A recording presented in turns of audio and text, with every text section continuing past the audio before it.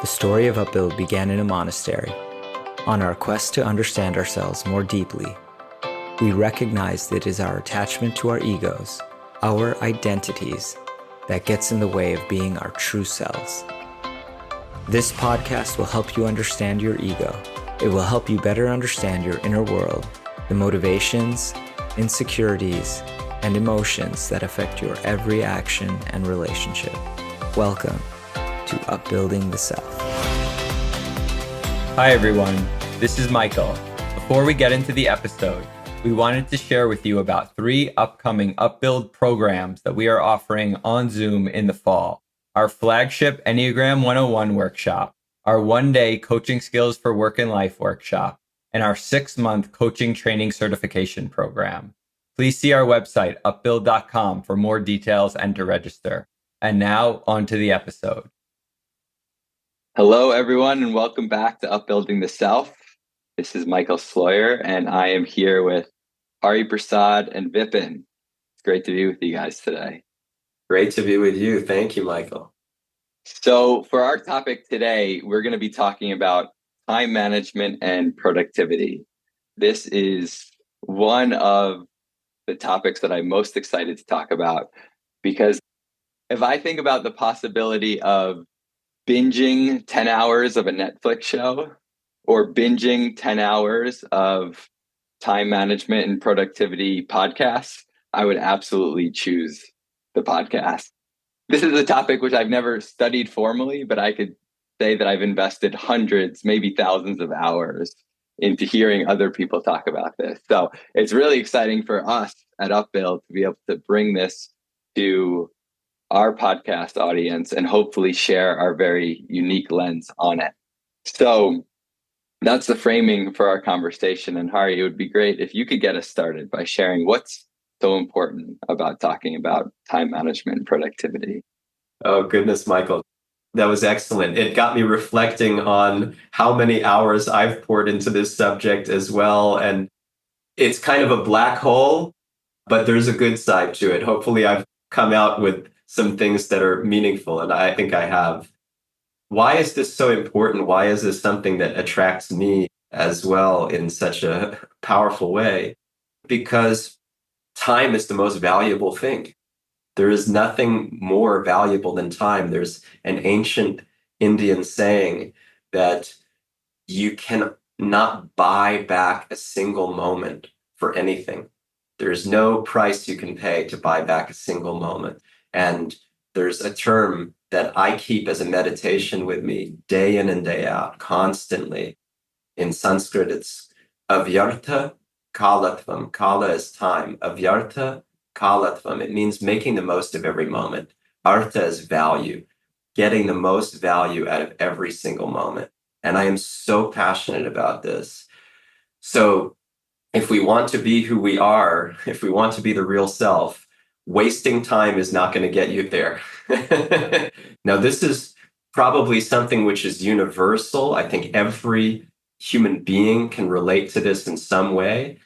But there's also a unique angle that we're coming from, which we can speak in more depth about, that this really is for the purpose of uncovering who we are, not so we can make ourselves look good or achieve more for the sake of achievement.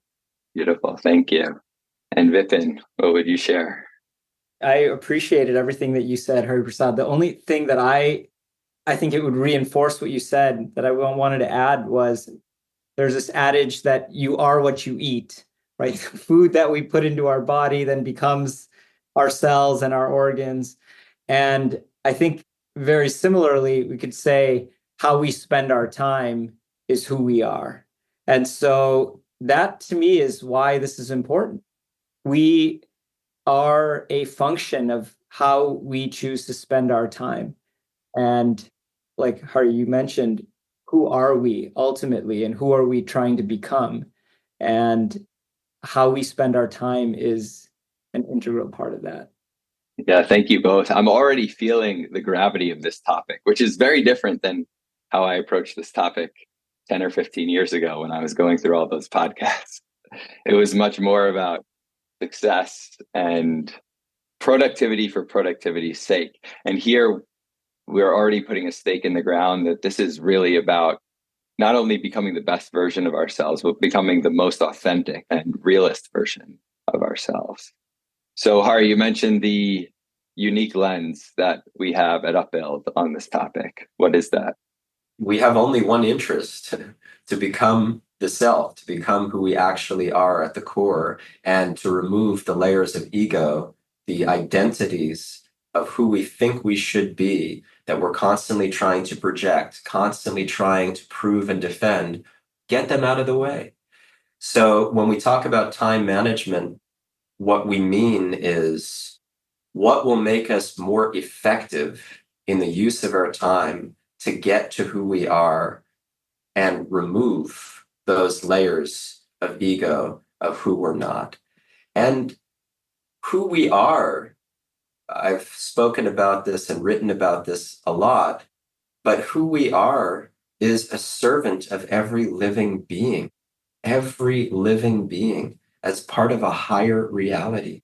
So when you think about service, what will equip me to better serve others? How will I have more time and space? Or how will I be able to focus on what's most important? How will I be able to focus, period?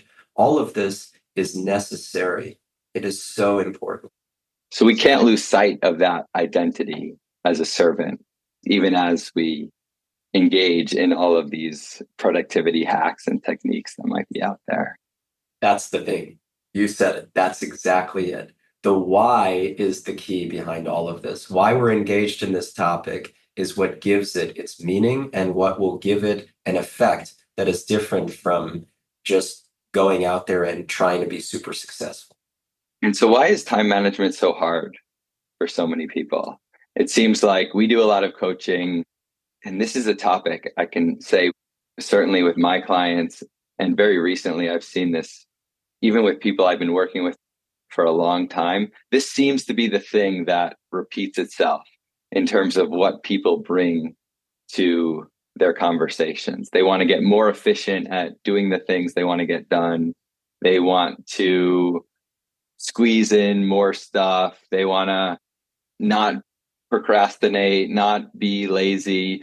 And no matter how much focus or energy they put towards it, it seems like this is a topic that repeats itself. And I've heard similar things from you guys as well. Why do you think that is? Time, Hari Prasad said this earlier, it's our most important resource. It's also our scarcest resource. So we have a lot more things that we're trying to do in a limited amount of time. And so that creates this problem for everybody. And I think it's that simple. It's a supply and a demand problem. We have the demand for our time is much higher than the supply that we have. And so that creates a challenge for everybody. I would add that our minds do not cooperate with us. And that is a big issue here. So we want so many things, but then when we try to execute on them, we find that we're not able to do it. So there are external forces that get in the way and there are internal forces that get in the way. And the mind, of the two, the mind is perhaps the most challenging piece. So again, people want to understand, how do I focus? How do I prioritize? How do I do this? How do I do that? Because implied in that is my mind doesn't quite get it or doesn't quite allow me to do it the way that I would like. Mind is not following my instructions. Yes. So the mind, the very thing that wants us to do many of those things, is also the same thing that's getting in the way of us doing those things. Yeah. Yes. Okay. So we've talked about understanding the why, and even deeper that the identity that we can rely on is as a servant of all living beings, and making sure that we're connected to that identity and to the why behind our use of time. What are some of the philosophies or guiding principles behind time management that would flow from that overarching goal of being connected to that identity? I think what's really crucial is knowing yourself. And then from there, you start to understand, okay, well, how will I use my time in the best way. But if I don't know myself, then what is the question of how I would use my time? It doesn't make any sense. I'm trying to do things because somebody else did them, where somebody else said this is good. How is that going to fulfill me? How is that going to serve me or anybody else? And unfortunately, our world is made up of this crazy hall of mirrors where we look at people doing things and we think, oh, that's cool. I want to be like that. And half the time, we're not even thinking that. It's just going on. We're being programmed in that way unknowingly. I see something, I like it, and I start angling towards it without even deciding that I'm going to do that. So I have to actually do the work of getting to know myself. And then time management will naturally make sense. It's not easy, but it will make sense. Otherwise, it makes no sense. Whatever you're using your time on is getting you further away from who you are. And the whole point is lost. And then if you think about time management, how we spend our time, what is it a function of? It's a function of what we are choosing to do and how long it takes us to do those things. It's a simple math equation. It's the things that I'm doing times the amount of time it takes me to do those things equals the time. So when you think about managing time, if I'm trying to actually be better about how I spend my time, I have only two strategies. One is to try to squeeze some of the time it takes me to do those same things, doing all the same things, but just try to become more efficient with those things. And the second is to look at what it is I'm choosing to do. And the second is really about prioritization. And to me, the major guiding principle, the only guiding principle from, once you actually understood who you are, what's important, that directly implies what do I want to focus on. And time management to me is all about prioritization. That's it. Because if you think about these two parts of the equation, if you were doing X, whatever X happens to be, and you were trying to become more efficient doing X, how much time can you squeeze out of that? Maybe you get 10% faster. Maybe you get 20% faster at doing that thing, but it's incremental. Where there is a huge opportunity is what are you deciding to put in those slots? What are you focused on? And any radical prioritization or reprioritization changes how you spend your time dramatically. And so to me, when I think of time management, I think immediately of prioritization and how am I prioritizing what's important to me and how does it align with what Hari Prasad was just saying, who I am. And Vipin, I'm going to add a third thing to the mix here, sequencing, which actually goes along with prioritization. So the sequence in which we do things matters for a couple of reasons. One, because of the Stephen Covey principle, talk about time management. He has really good stuff to say on this subject. The Stephen Covey principle of putting your big rocks in first so that when you put the smaller things in, they fit around it, as opposed to you put the smaller rocks in and then it's like, oh, I have no room for the big rocks, right? So you have to put in your big rocks first. As he would say, first things first. First things first. And that's why, for example, my meditation practice is most important to happen in the morning as the foundation of my day.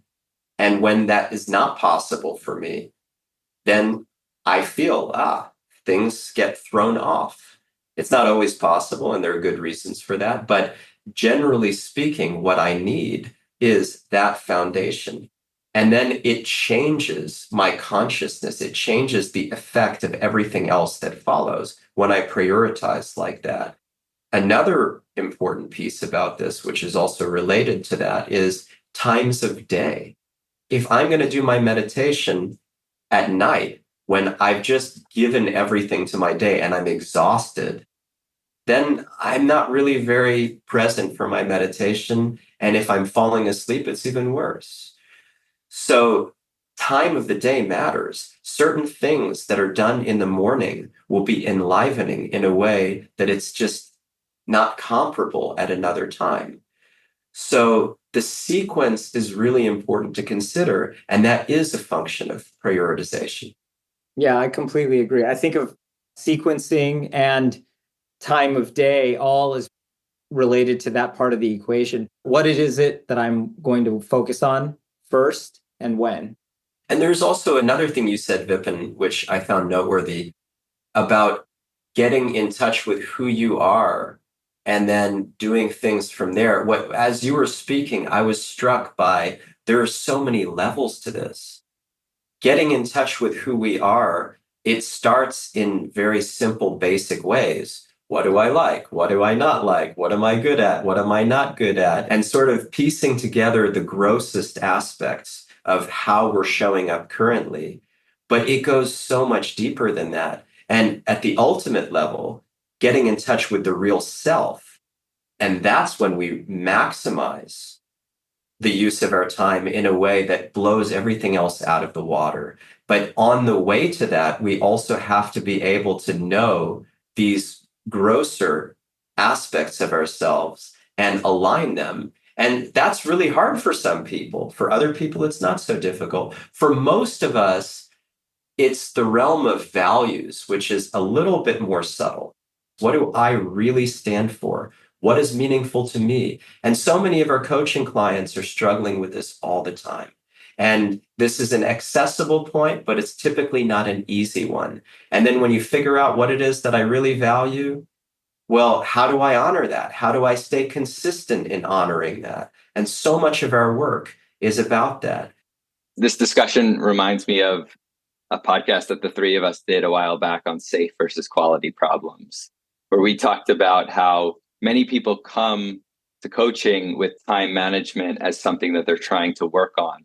But often, not always, but often, that is just what we call a safe problem, something that people feel like is something that's easy to talk about, pretty accessible. They are experiencing it constantly in their day of this question about how to get better at time management.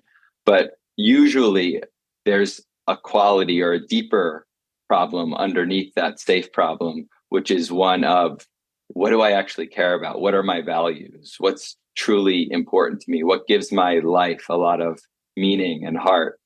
And then even underneath that question is who am I actually underneath everything else?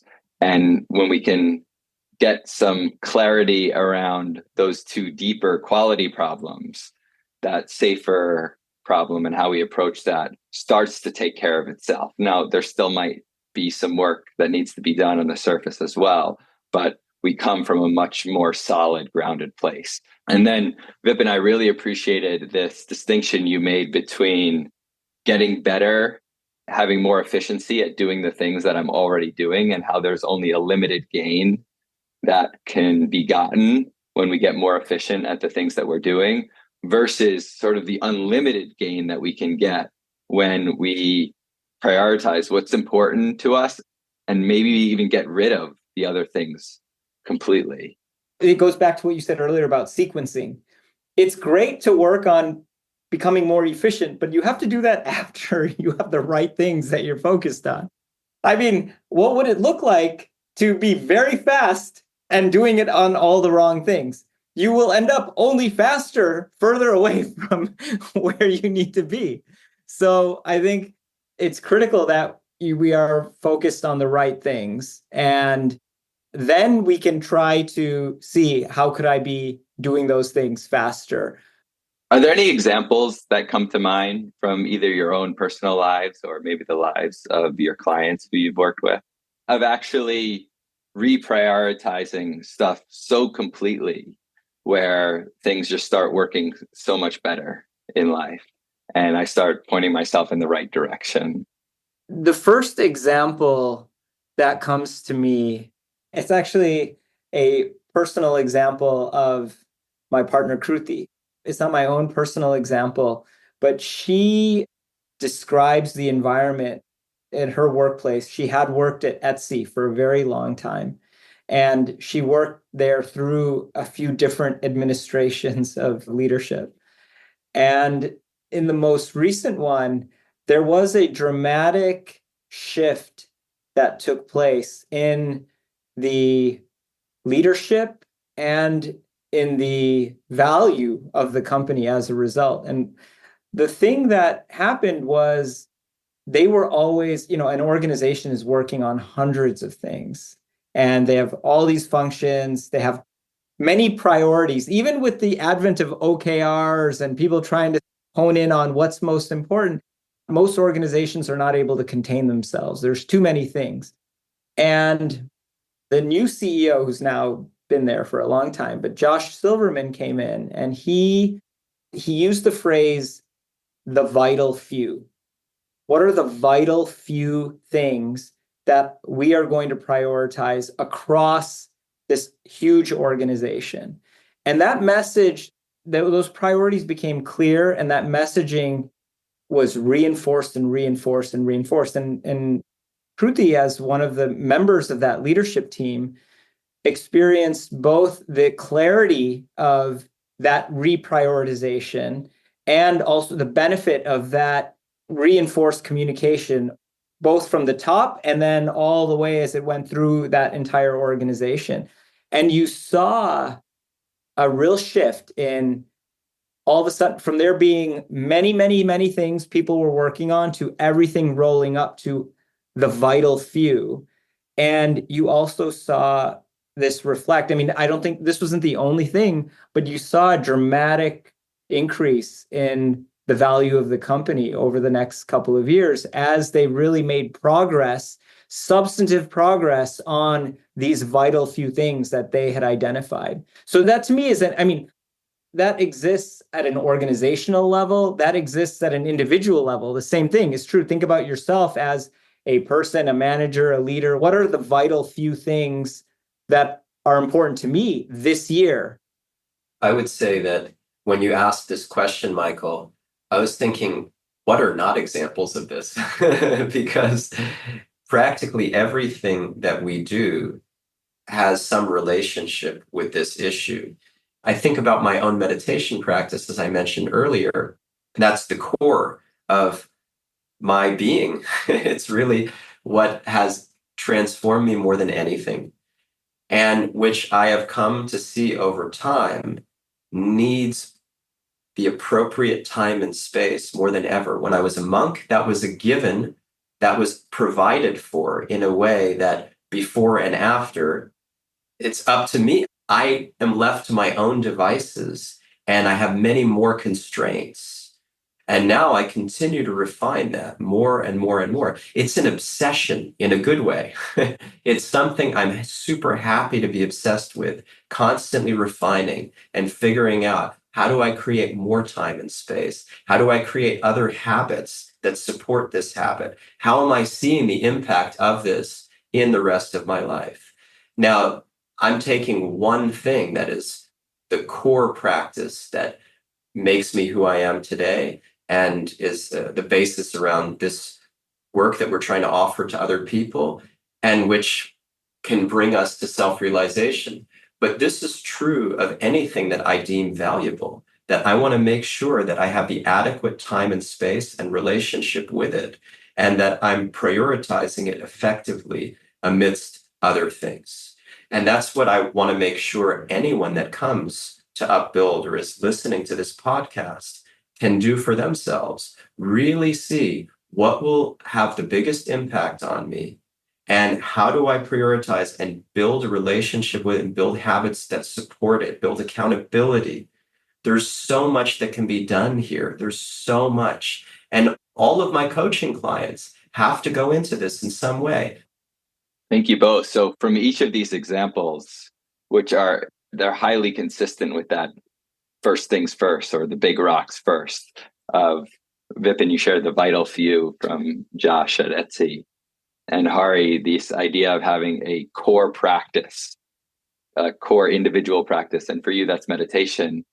And of course, at Upbuild, we highly suggest that is everyone's core practice. And depending on where people are at, it may be different. And so regardless, when you get a sense of who am I at my core, and then also what are the values that are deeply important to me, we can start to come up with some of these things for ourselves.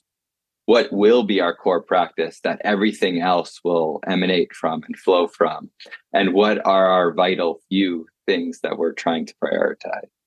I just wanted to add something related, and maybe this is a separate podcast that we need to do on one-on-one meetings, because that's another topic that comes up in coaching sessions all of the time, which is how do I do my one-on-ones more effectively? And one of the things that I have been encouraging, or at least the way I would describe the purpose of a one-on-one, is to align on prioritization.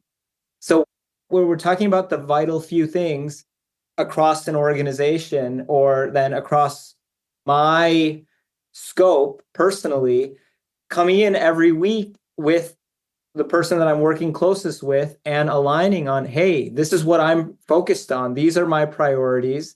This is what has changed. Here's what I'm dropping off. Here's what I'm adding, and making sure that we're in alignment, because that's what drives everything forward. So that prioritization carries over to my relationship with my boss, my direct reports, and being aligned. We all are clear on what it is, what are the vital few things, week to week, day to day, week to week, month to month, that we're each focused on, so that we're all moving in a cohesive direction.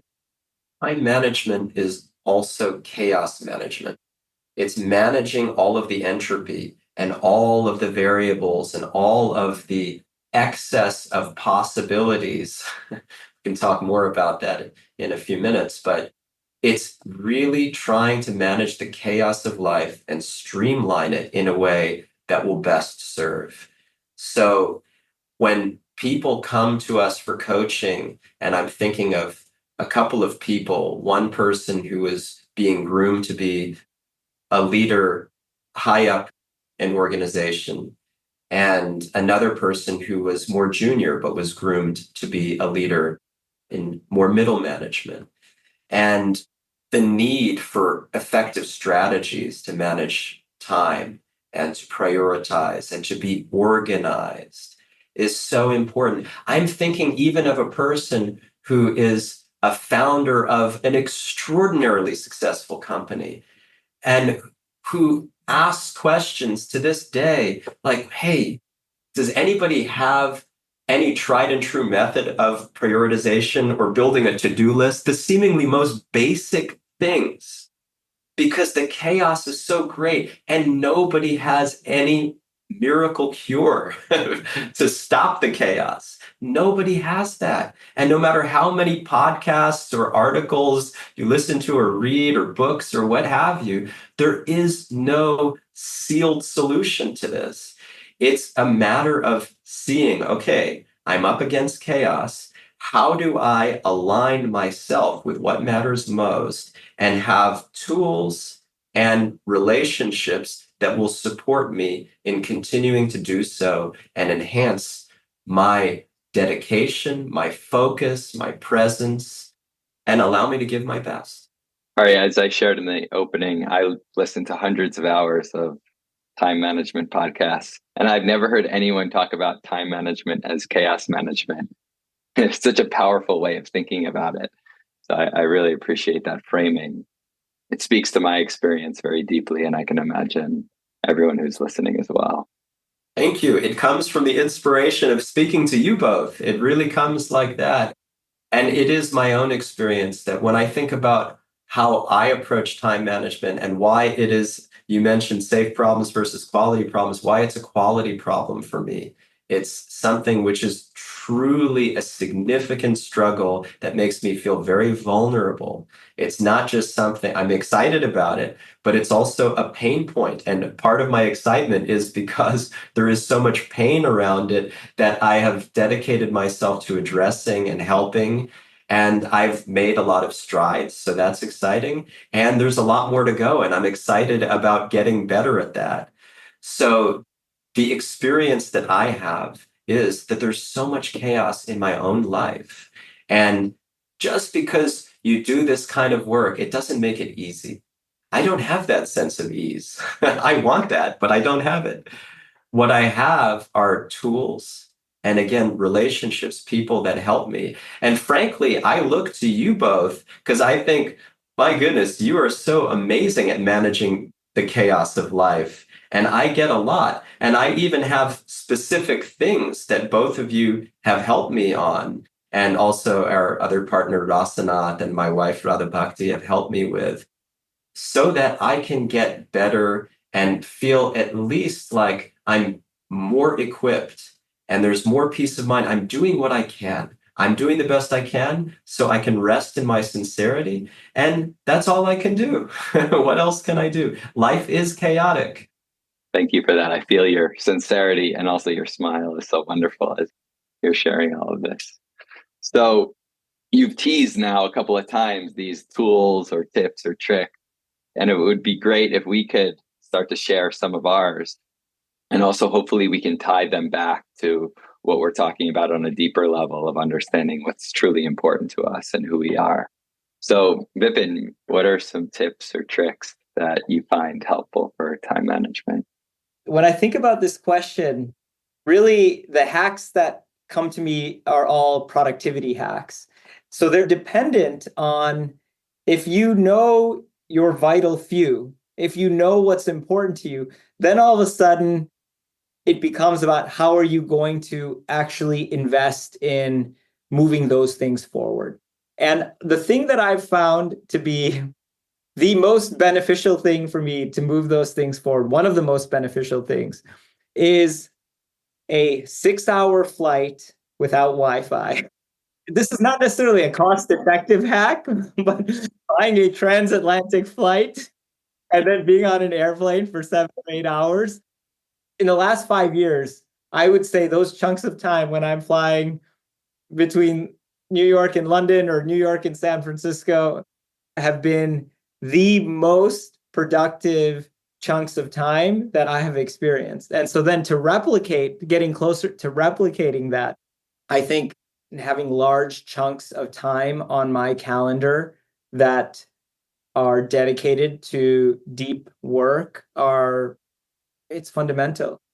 Something that I speak about with clients all of the time. Most often what people are doing that after their workday. It's like, okay, I go home, I finish all of my back-to-back Zooms, and then I'm with my family. And then my time to do that deep work is from 9 to 12 midnight. Going back to what Hari Prasad says, what can you do at that time? What kind of energy do you have? So I think those chunks of time, and then literally to mimic the transatlantic flight, although you can get Wi-Fi on those, but I never sign up for that, is to turn off your Wi-Fi. I had a friend named Henrik. He had set up his router to turn off every night at 10 p.m. It turns off, which means Netflix doesn't work anymore, which means his internet browsing doesn't work, his email doesn't work, all of it just shuts off. And he was doing it because he wanted to make sure it was so easy to just leak into late night putzing around on the internet, wasting time. And so he was trying to get better about getting to sleep, but also productivity, making sure that he's not playing video games late into the night. And I think the same thing, you could do that in the middle of our day.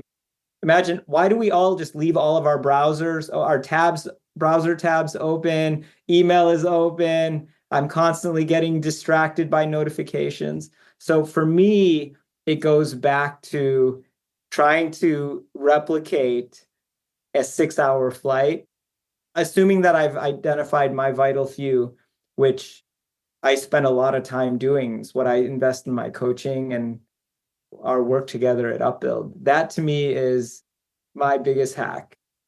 Excellent. I love it. That image of the 6-hour flight is very striking. And also, I appreciate what you shared about your friend and turning off the Wi-Fi. And his angle might have been to get to sleep earlier, but that is also a productivity hack because the earlier we get to sleep, the better we sleep, the earlier we can wake up and have our prime time to do deep work. So going to sleep earlier is also a huge part of being productive the next day. Actually, your morning routine really starts the night before. Well, and also, I mean, it was a priority. It goes back to what are your priorities? It was a priority for him. And it also has an importance beyond productivity. It's not just so that we could be more productive the next morning, but there's a value in and of itself of being fully rested, clear-headed, clear-eyed, so that whatever it is I'm spending my time on, I'm able to give more to it. Well, I was afraid of this question. I was sharing with you earlier that this is like opening up Pandora's box in a good way. It's a good box, but it can take on such a life of its own. And in the context of this episode, I think we want to keep it very brief. But this really got me thinking late last night, just before I went to sleep. I was noting down feverishly all of these things that I couldn't stop myself from, because I just started reflecting based on this prompt on how much has served me and how much have I been able to offer to others that they said was really helpful for them as well. And yeah, I feel gratitude for these things. Vipin, definitely being able to silence your phone, silence notifications, turn off even badges. They put these badges or these like counting of the number of messages that you have in an app on your phone. They put it in red for a reason, because they want your attention to be drawn and they want your mind to have the amygdala flare, the red color. Oh my goodness, I have messages. I better respond. I better respond. Or if I'm not going to respond, I just carry that energy. I'm going to have to respond. I'm going to have to respond. I'm going to have to respond. Turn that stuff off. Otherwise, we're just being torn in all different kinds of directions. And what you said about time for deep work, I mean, I'm struggling with that so much. I want to see what more I can do. I have thoughts, but I also have guilt around taking time for deep work when there's so many other things going on. And I really struggle with that. But I've seen that is so effective. When I have a block of hours, I am able to do so much more because there's not the start-stop energy. Some people, the attention span, and this is why Pomodoros is very helpful for those of you who don't know what a Pomodoro is. It's using a timer, and typically the default would be like 25 minutes of working on something, doing something very concentratedly and no distractions allowed. And then 5 minutes of a rest period to do something that will be rejuvenating. That's helpful because our attention spans have a hard time wrapping their mind around going into stuff for longer than that. So you give a carrot, and that's been helpful to me as well. But I found more and more that actually I want a 3-hour block where I can just go deep and turn off all distractions, everything else. And then I come out with something. I feel much more fulfilled. So I can share much more about prioritization and about little methods that have been helpful to me. Like, for example, Michael, in your annual optimization emails, which I find very helpful in this way. Hotkeys is something that was a revelation to me.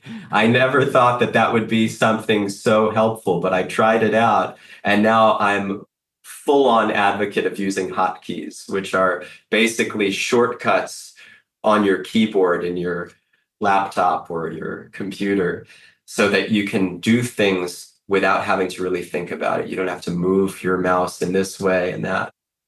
Thank you, Hari. And I'm glad the hotkeys was helpful. I didn't realize that, actually. Yeah, I've been waiting for the opportunity to share with you.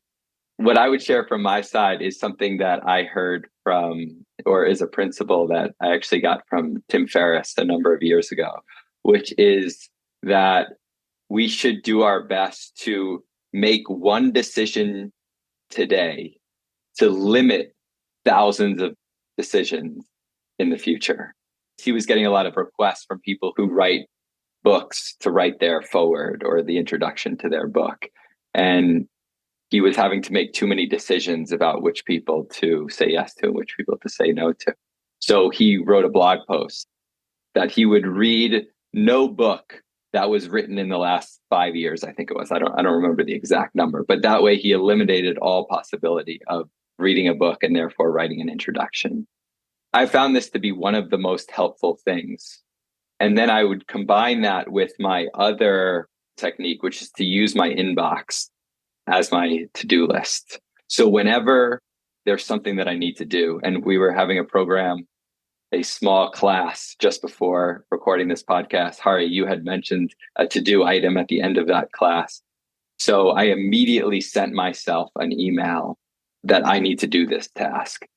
And then because I don't like things taking up space in my inbox, I then snoozed it because I'm not going to be able to take care of it today. I then snoozed it to a day where I know that I'll have some free space. So I use my inbox as my to-do list, and I'm constantly using the snooze feature to put things so that things will come back at the right time when I'll actually be able to take care of them, which gives me peace of mind that nothing's going to slip through the cracks.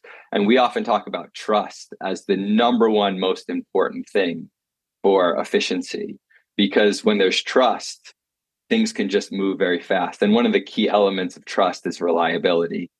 That's one of the elements of trust where I index a lot on, and I appreciate receiving that element of trust from other people. So it's something that I try very hard in my life to be. So when I have this whole system of inbox and snoozing, it creates assurance for me that I will be reliable. Things will get done at the right time. And therefore, I can have trust in my relationships in my life.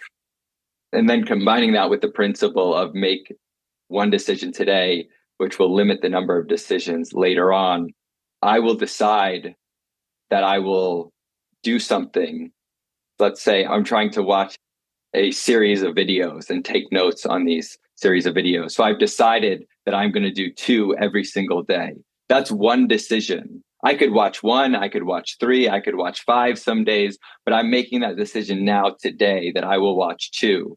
And then every single day for the next 3 months, which is when I need to do this by, there's no decision that I need to make. And I find this extremely helpful because so much of our wasted time is spent on thinking about what am I actually going to do today. And so if we can take that decision off of our plate each day, another example is how many minutes I'm going to meditate for, or which meditation I'm going to listen to on an app. People waste so much time when they're trying to have a meditation practice, figuring that stuff out. If you can make that decision ahead of time, and then it becomes the thing that you rely on constantly, there's so much time that you get back.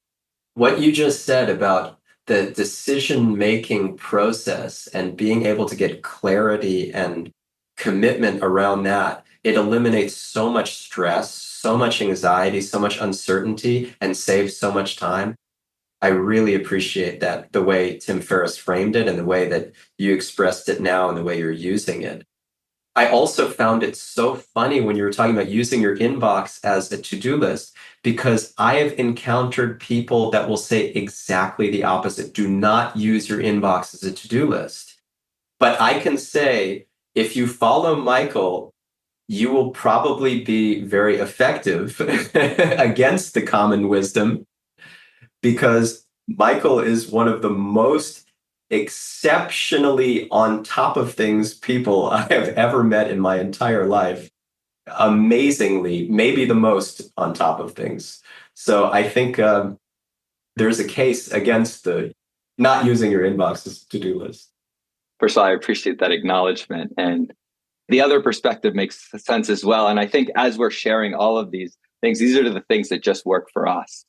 But what's actually important is the guiding principle or philosophy behind these things. And then each person is able to make their decisions about which to take on and which to leave based on what works best for them.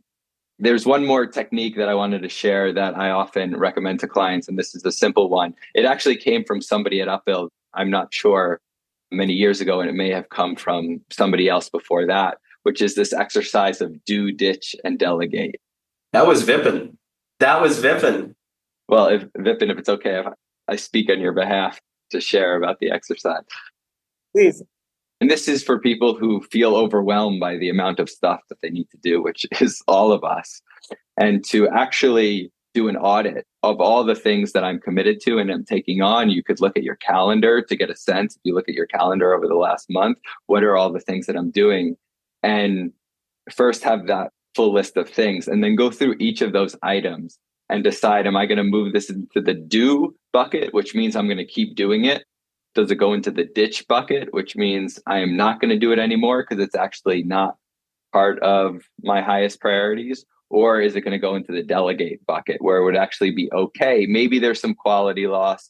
Maybe there's some loss of control or discomfort that I would feel in the short term, but it's actually worth handing this off to somebody else because that would be best for me. Or maybe even there's a possibility that it would be best for that person who can take it on for their own growth.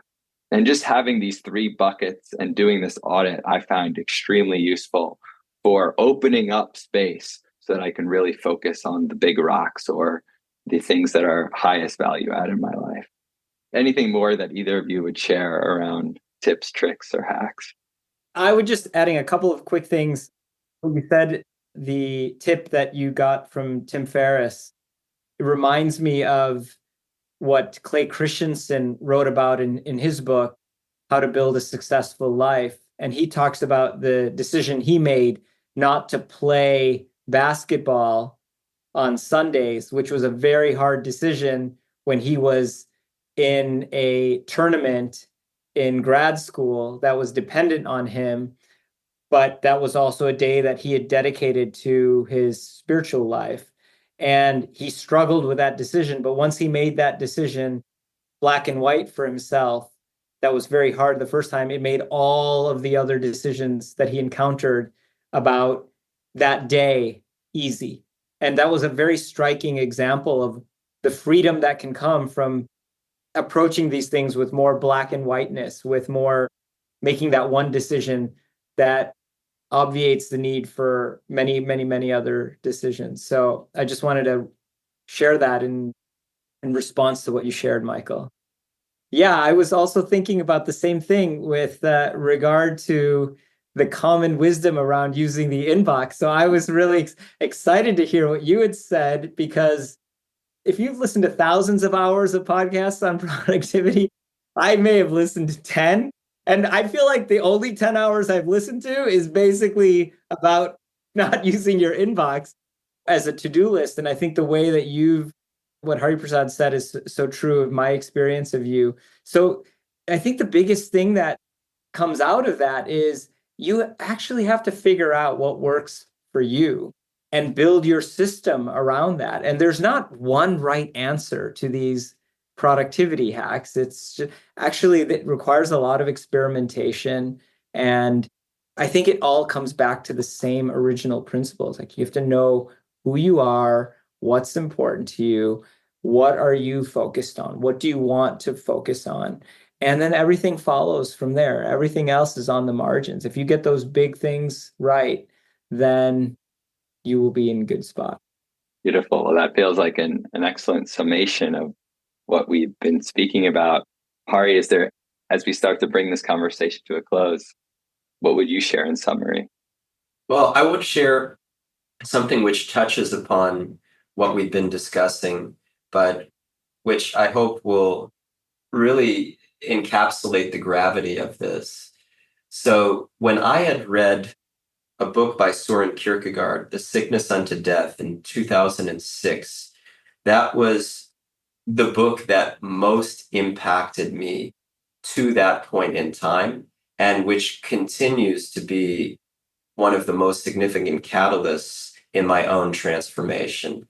And in that book, Kierkegaard lays out a fundamental equation that he coins in different ways, but which is the same thing. He talks about finitude versus infinitude. And what I think is very helpful here is the coining of possibility versus necessity. It means the same thing, that there are infinite possibilities, but there's only so much that can and will happen because of necessity. So there are, on one pole, there's possibility. On the other pole, there's necessity, and there's finitude, there's infinitude, or vice versa. And there's this constant dynamic tension that lives in our hearts as a result, because we have unlimited desires. There's nobody that can say at a certain point, you know how people say, well, when I done this, then I can die happy. That is totally false. That is so not true. That is deception, because after I've done that, I still want to do something else, and then something else, and something else, and something else, and something else. And the concept of a bucket list, it doesn't actually work, because there's something about us that wants to go on eternally, unless there's some kind of disruption to that where we become so depressed. Our situation, physically, mentally, or both, becomes so disturbing that we say, I would rather die. But nobody actually can say that in earnest, as in touch with the real self. It's not possible. So there is this dynamic tension that I have unlimited desires, unlimited potential, possibility that I'm facing up against all the time. But then when it comes down to it, only so many things can and will happen. So time management is so stressful because of that equation. And if I want to solve for this equation, it's not going to happen by a productivity hack.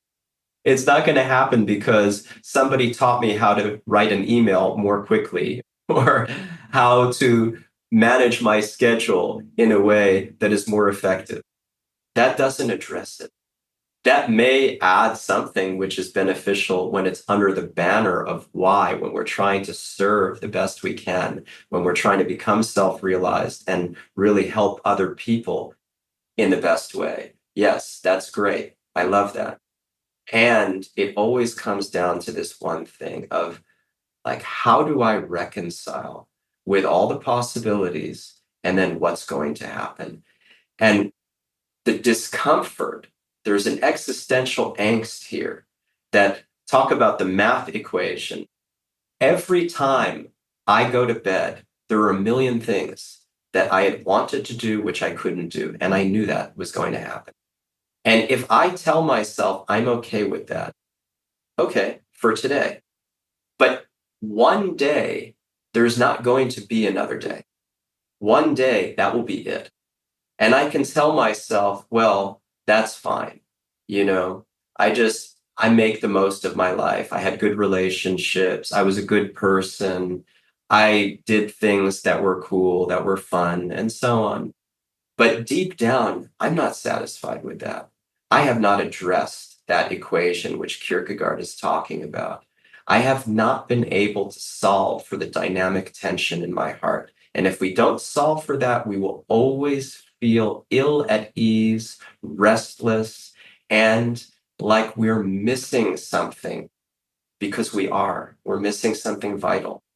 So time management, at the end of the day, is about reconciling with this equation. There's only one way to do that, which is go to who we are, go to the real self, realize that we are not our egos. We're not the projections of who we think we should be. We're something else. And this is a spiritual issue. And Kierkegaard makes that abundantly clear. On the material level, you will never solve this. It is a spiritual issue. So unless we have the courage to face it in that way, it will always be lingering, looming, something we suppress or we try to be okay with. Yeah, I'm fine, I'm fine, I'm fine. But we should know there's something beckoning us. There's something beckoning us. And our time management issues are just a reminder of that. So not only is time management chaos management, but also at its deepest, it's a spiritual issue. And it can only be solved by spiritual inquiry and spiritual practice. Well, I'm taking away a lot from this conversation, not only the tips and tricks and hacks that you have shared, both of you, but also in a much deeper way, really needing to do the work of understanding who we are at our core and what matters to us, making sure that our priorities reflect that, putting the big rocks in first, making sure that we get the sequencing right. And for most of us, that will mean doing the things that are most important for us earlier in the day and not neglecting the things that are actually deeply important to us because of the hits that we get from being able to check things off the to-do list. So as always, I so appreciate being in connection with both of you and not only the content of what we get to speak about, but just the joy and fun that we get to experience from being together. And thank you both, as always, for your wisdom and valuable insights that I know will be very important for everyone who is listening. Thank you so much. Thank you, Michael. Thank you for guiding us. And thank you to everyone listening. Thank you for listening to Upbuilding the Self. Upbuild is a leadership development company that offers workshops, coaching, and other services to help you on the path towards being your best self, free from the shackles of the ego. To learn more about our work, visit our website, upbuild.com, and sign up for our newsletter to gain access to podcasts, reflections, and upcoming events. If you enjoyed this episode, please go to iTunes to leave us a review so that others can find and benefit from the podcast. We look forward to being with you again next time.